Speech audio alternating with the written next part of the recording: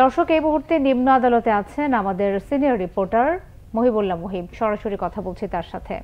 মুহিব, দায়ের হওয়া হত্যা মামলার ব্যাপারে আদেশ কখন, এই বিষয়ে আমাদেরকে বিস্তারিত জানান।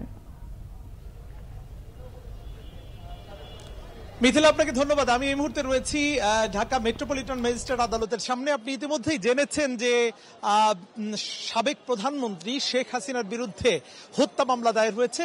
শুধুমাত্র শেখ হাসিনা নয়, 7 জনের নাম উল্লেখ করে মূলত এই মামলাটি হয়েছে। 2 নম্বর আসামি রয়েছেন আওয়ামী লীগের সাধারণ সম্পাদক ওবায়দুল কাদের। 3 নম্বর আসামি রয়েছেন সাবেক স্বরাষ্ট্রমন্ত্রী আসাদুজ্জামান খান কামাল। একই সঙ্গে পুলিশের সাবেক আইজিপি আব্দুল্লাহ মামুন এবং সাবেক ডিবি প্রধান হারুন আর রশিদের নাম রয়েছে সেই মামলায়।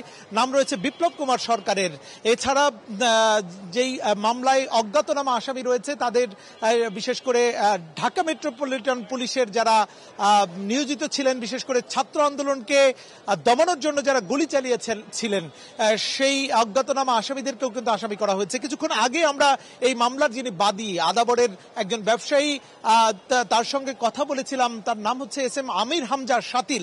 তিনি যেটি বলেছেন যে তার এলাকায় একজন চায়ের দোকানি তাকে পুলিশের গুলিতে তার খুলি উড়ে গিয়েছিল এবং সেই হত্যাটি নিয়ে কিন্তু কোনো গণমাধ্যম কোনো আলোচনা করেনি, কোনো গণমাধ্যমে উঠে আসেনি। এমনকি সেই পরিবারটিকে দেখতেও কোনো কেউ যায়নি।